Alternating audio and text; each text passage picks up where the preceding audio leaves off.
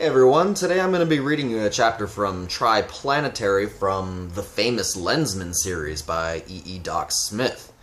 I found this while I was walking down the street in Berkeley the other day. I paid a whole $1 to an imaginary person for it, and I'm kind of looking forward to reading it because it reads absolutely awfully,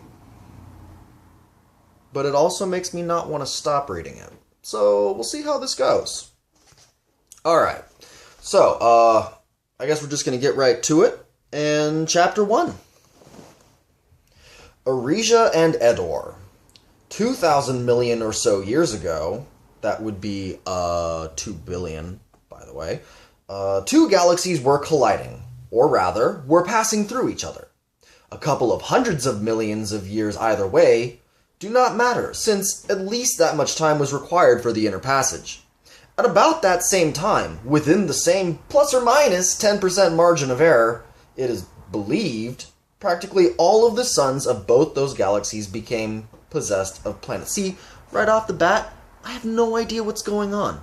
I mean, 2,000 million. And then we're also using plus or minus 10% margin of error. That's just, it's too much. But we're going to keep on going. There is much evidence to support the belief that it was not merely a coincidence that so many planets came into being at about the same time as the galactic inner passage. Another school of thought holds that it was pure coincidence, that all suns have planets as naturally and as inevitably as cats have kittens. Be that as it may, Arisian records are clear upon the point that before the two galaxies began to coalesce, there were never more than 3 solar systems present in either, and usually only one. Thus, when the sun of the planet upon which their race originated grew old and cool, the Arisians were hard put to it. My goodness. The verbiage and the tenses that they use in here are absolutely ridiculous. There's a lot of the passive tense, so I'm going to be messing up a lot. If it gets to be too much, I'm going to have to switch to jump cuts, and if I do, I'm sorry, because it's just not quite as funny. But, again, we're just going to see where this goes. This is just it's a dry run, so to speak. Fortunately, the first chapter is, like, 6 pages long, so we're going to just kind of plow through this now. Alright, here we go. Where was I? Oh, yes, the Arisians were hard put... Oh, my goodness. The Arisians were hard put to it to preserve their culture, since they had to work against time in solving the engineering problems associated with moving a planet from an older to a younger sun. Since nothing material was destroyed when the Edorians were forced into the next plane of existence, their historical records also have become available. Those records, folios and tapes and playable discs of platinum alloy, resistant indefinitely even to Edor's noxious atmosphere, which we don't even know about yet, agree with those of the Arisians upon this point. Immediately before the coalescence began, there was one, and only one, planetary solar system in the second galaxy.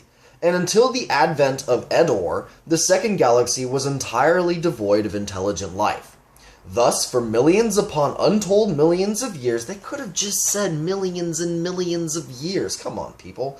The two races, each the sole intelligent life of a galaxy, perhaps of an entire space-time continuum, remain completely in ignorance of each other. Both were already ancient at the time of the coalescence. The only other respect in which the two were similar, however, was in the possession of minds of power. Since Arisia was Earth-like in composition, atmosphere, and climate, the Arisians were at that time distinctly humanoid. The Edorians were not. Edor was, and is, large and dense.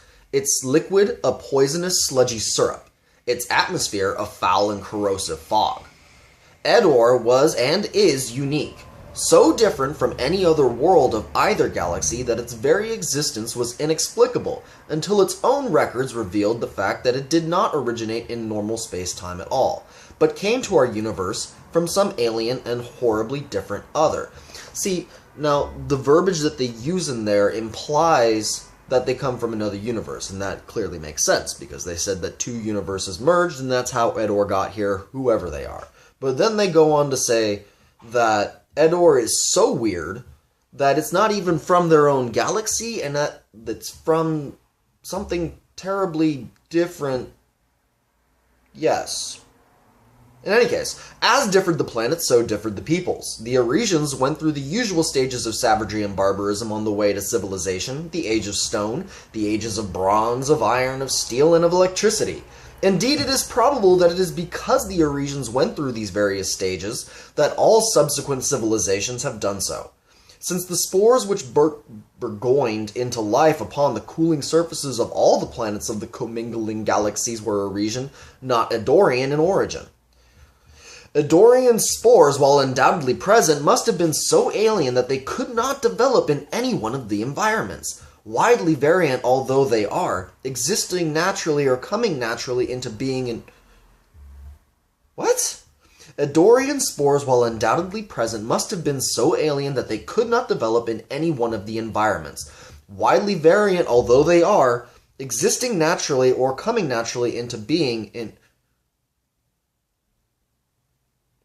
Eddorian spores, while undoubtedly present, must have been so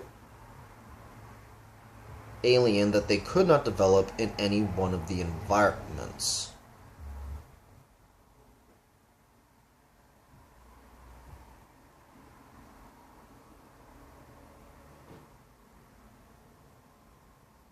What? Okay, I'm just gonna stop the video here. I gotta, read this whole chapter out loud and practice it before I keep doing this, guys.